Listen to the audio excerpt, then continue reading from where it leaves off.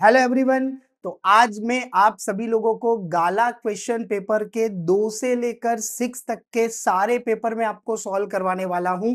और अगर आपको 12th के अंदर बहुत ही अच्छी तरह से स्टडी करनी है और अच्छे परसेंटेज का अगर आपको गोल है तो फटाफट हमारे यूजीटी का ऑनलाइन कोर्स आप बाय कर लीजिए। और आपको ऑनलाइन कोर्स अगर बाय करना है तो उसकी लिंक है नीचे डिस्क्रिप्शन में दे रखी है।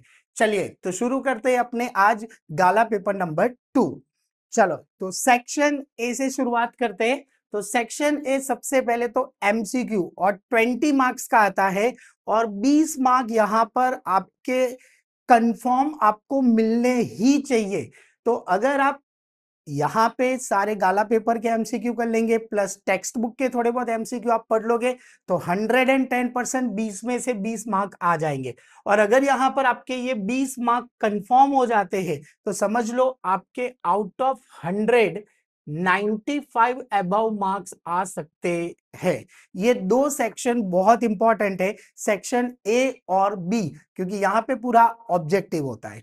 चलिए तो स्टार्ट करते हैं। MCQ number 1, which index number is use to find the rate of inflation. तो रेट ऑफ इन्फ्लेशन को कंट्रोल करने के लिए wholesale price index number use किया जाता है। अपने ने चैप्टर नंबर 1 में इसका फॉर्मूला पढ़ा हुआ है, wholesale price index number of the current year minus wholesale price index number of the previous year whole divide by wholesale price index number of the previous year into 100। और ये formula as a MCQ भी काम में आ सकता है, as a single line question answer भी, और इससे रिलेटेड 2 मार्क में सम भी पूछा जा सकता है। तो रेट ऑफ इन्फ्लेशन का आपको फॉर्मूला याद होना चाहिए। चलिए number 2, which expenditures of item is assigned as a weight in the method of family budgeted. तो देखो फैमिली बजटेड मेथड के अंदर सबसे पहली चीज उसका फॉर्मूला, तो फैमिली बजटेड का मेथड का फॉर्मूला है sigma I W upon sigma W. तो सिग्मा डब्ल्यू का मतलब होता है sigma P zero Q zero. तो पी जीरो क्यू जीरो यानी it's a total expenditure of the base year. तो खास ध्यान रखना है option C, P zero Q zero दोनों में जीरो आ रहा है तो वो बेस ईयर है, और दोनों अपने को आप मल्टीप्लाई कर देते हो प्राइस इंटू क्वांटिटी, इसका मतलब होता है expenditure. Third, in the method of rank correlation what is the sum of difference which is denoted by d, sum यानी sigma, the difference is always zero। ये खास ध्यान रखना होता है, अपने प्रैक्टिकल सम करते हैं तो वहां पर अपने ने देखा है कि sum of difference always zero होता है, तो ऑप्शन रहेगा A. Fourth, if r minus xy equal to minus 0.5 then what is the value of r x minus y। सबसे पहली चीज आपको यहाँ पे एक प्रॉपर्टीज याद होनी चाहिए, जो r है यानी कि जो कोरिलेशन कोएफिशिएंट है, it's a never change on scale, वो स्केल के ऊपर कभी भी चेंजेस होता नहीं है। अब यहाँ पे थोड़ा ध्यान से देखो, यहां पे दो वेरिएबल है x और y, जिसमें से एक वेरिएबल नेगेटिव है माइनस और एक y जो है वो पॉजिटिव है, और उसका आंसर किस में आया हुआ है, माइनस में। तो यहां पर सेम टू सेम पूछा गया है, x variable y variable, but यहां पे ऑपोजिट है, x पॉजिटिव है और y नेगेटिव है, तो उससे आंसर में कोई भी इफेक्ट आता नहीं है। ये खास ध्यान रखना है, क्योंकि एक माइनस एक प्लस यहां पर भी सेम है, एक माइनस एक प्लस, तो आंसर एज इट इज रहता है -0.5, option B. Now MCQ number 5, ये तो अपने ने डेफिनेशन में भी पढ़ा हुआ है कि coefficient of determination which is denoted by R square, और आर स्क्वायर की जो रेंज है वो 0 से लेकर 1 तक होती है।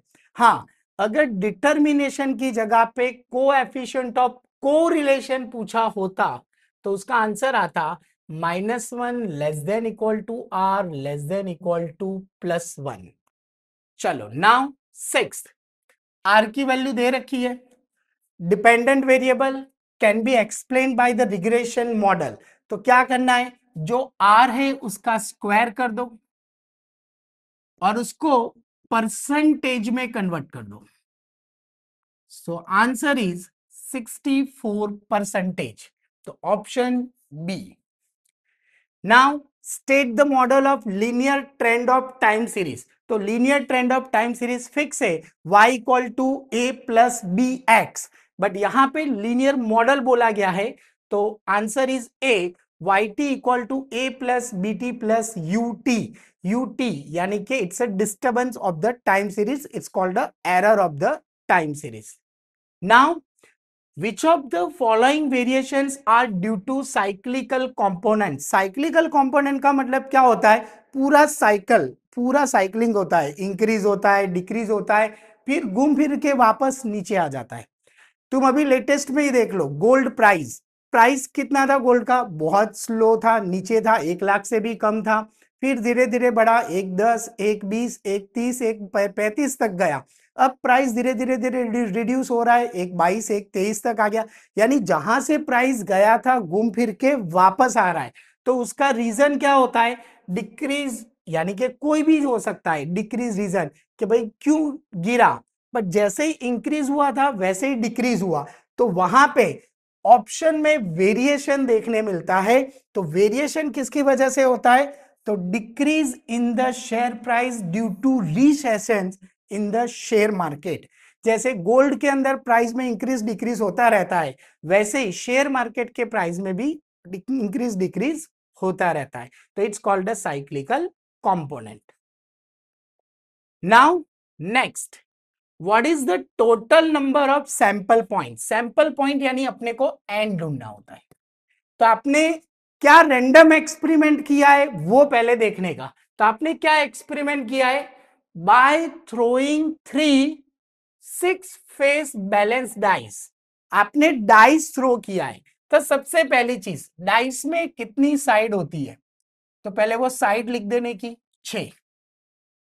जितनी भी साइड है सबसे पहले लिख दो 6। अब आपने कितने डाइस थ्रो किए, 3, तो 6 के पावर में लिख दो 3। So the answer is 6 cube.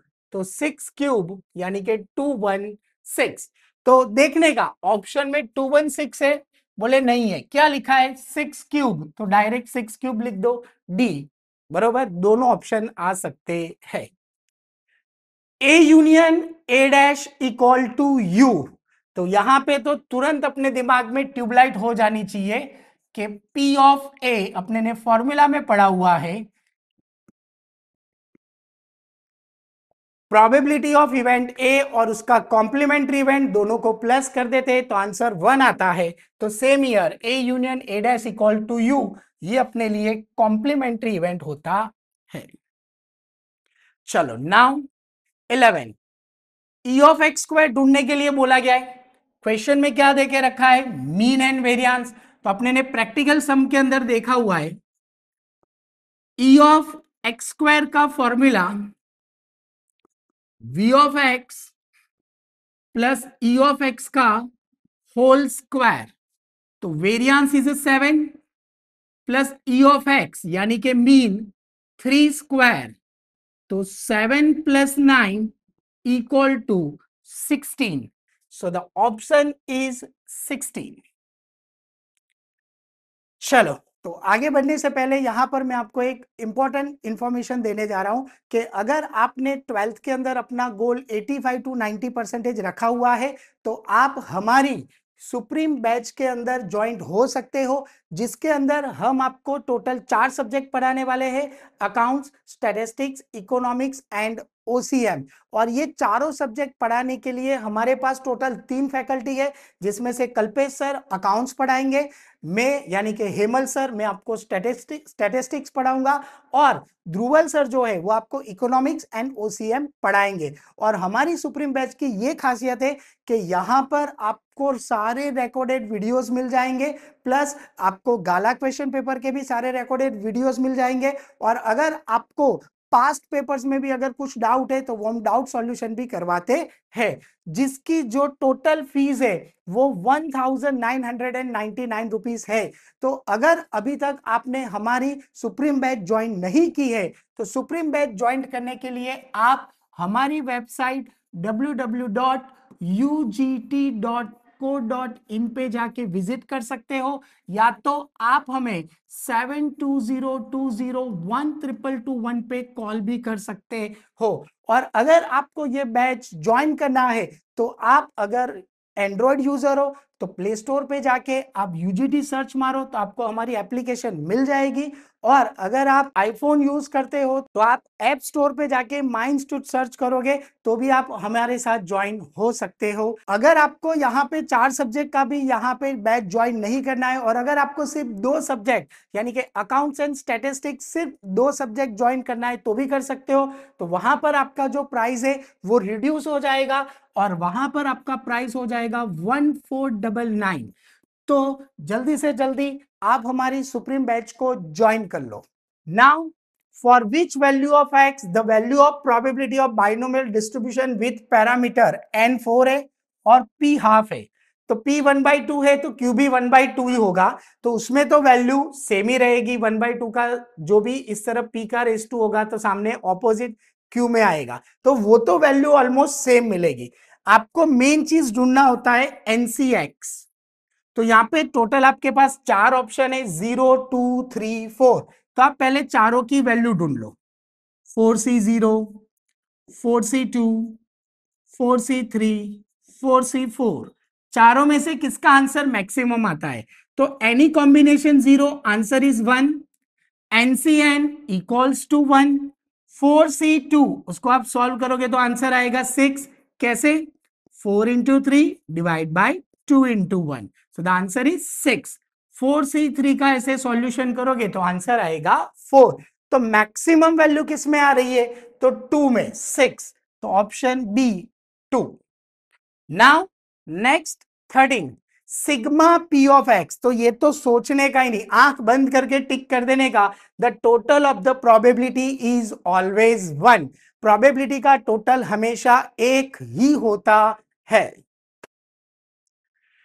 Now 14, in a normal distribution. अच्छा, अब मैं ये एमसीक्यू करवाने से पहले आपको फिर से रिमाइंड करवा रहा हूं कि in chapter number 3 properties of normal distribution ये आपको आना ही चाहिए, क्योंकि पूरी एमसीक्यू या सिंगल लाइन क्वेश्चन आंसर या तो 2 मार्क का शॉर्ट सम वही जो प्रॉपर्टीज है 11 प्रॉपर्टीज उसी के बेस पर होता है। तो अगर आपको थर्ड चैप्टर के अंदर यहां पे 3 एमसीक्यू होते, 2 सिंगल लाइन क्वेश्चन आंसर होते और एक शॉर्ट सम होता है, तो अगर आपको ये मार्क कवर करने हैं तो आपको कंपलसरी प्रॉपर्टीज पढ़नी पड़ेगी, तो ही आपके ये 5-6 मार्क एकदम कंफर्म आपको थियरी में मिल जाएंगे। तो चलो, तो सबसे पहले क्या बोला है? In a normal distribution, usually what percentage of the observations are included in the limits mu plus minus sigma? तो उसकी प्रॉपर्टीज नंबर 11 में लिखा है, तो उसका जो लिमिट है उसकी प्रोबेबिलिटी दे रखी है 0.6826, और अपने को परसेंटेज पूछा गया है तो उसको इंटू 100 कर दो, तो आंसर आ जाएगा 68.26%, यानी कि option C. 15, mean and the first quartile. Mean and the first quartile for a normal distribution are 110 and 30 respectively. Find the third quartile. तो ये भी वहां पे प्रॉपर्टीज में है। Median equals to Q3 plus Q1 divided by 2। अब खास ध्यान रखना है, बोले आप बोले सर मीडियन का फॉर्मूला दे रखा है, क्वेश्चन में दे रखा है मीन, यूज कर रहे हो मीडियन का फॉर्मूला, तो ये भी प्रॉपर्टीज में है कि in a normal distribution the value of mean, median and mode are same. तीनों की वैल्यू सेम होती है, तो मीन है वही मीडियन है। तो फॉर्मूला में पुटअप कर दो, 110 प्लस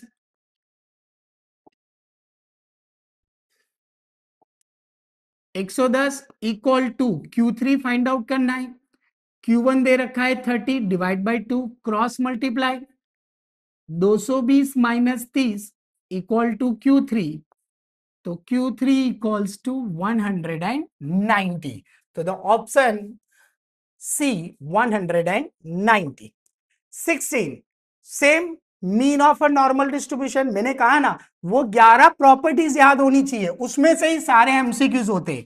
तो यहां पर ढूंढने के लिए बोला गया है थर्ड क्वार्टाइल, तो वहां पे थर्ड क्वार्टाइल का फॉर्मूला है म्यू प्लस 0.675 सिग्मा। तो mean of a normal distribution it's called a mu 13.25, standard deviation दे रखा है 10, तो 0.675 इंटू 10, तो 13.25 प्लस 6.75, then Q3 equals to 20. So the option D 20. What is the neighbourhood 5/2? तो वो सेम रहता है 5/2, जो नेबरहुड है ब्रैकेट में सेम रहेगा। अब खास ध्यान रखना है माइनस क्या लिखा जाता है, जो तुम्हारा अल्फा होता है, इट्स अल्फा डेल्टा।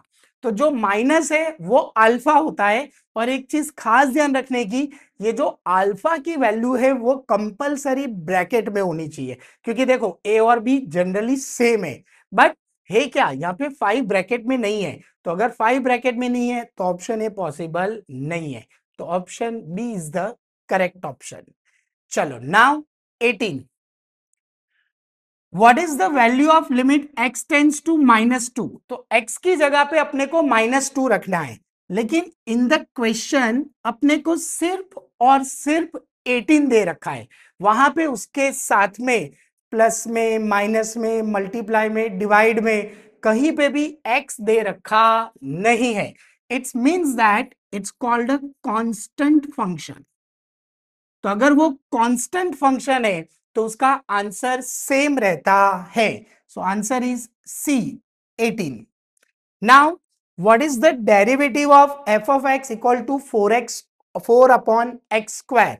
तो उसका डिफरेंशिएशन निकालने के लिए अपने को जो डिनोमिनेटर में एक्स स्क्वायर है उसको न्यूमरेटर में लाना पड़ेगा, और डिनोमिनेटर वैल्यू अगर न्यूमरेटर में आती है तो उसका पावर नेगेटिव हो जाता है -2। Now the differentiation dy upon dx, तो पावर वैल्यू आगे मल्टीप्लाई में आती है -8, और पावर में से 1 माइनस हो जाता है, क्योंकि उसकी प्रॉपर्टीज है n into X raise to n minus 1। तो now the final answer is -8 X raise to -3। अब पावर नेगेटिव है तो उसको डिनोमिनेटर में लिख दोगे तो वो पॉजिटिव हो जाएगा। तो answer is -8 upon X cube. तो -8 upon X cube, option B. Finally, 20, the values of x obtained by the solving the equation dy upon dx equal to 0. तो dy upon dx equals to 0 अपने सिर्फ और सिर्फ एक ही method में क्या consider करते हैं, वो है मैक्सिमम एंड मिनिमम मेथड। और मैक्सिमम मिनिमम मेथड अपने लिए सिर्फ स्टेशनरी वैल्यू में कंसीडर की जाती है। ओके, तो यहां पर अपना सेक्शन फिनिश्ड हुआ। Thank you so much.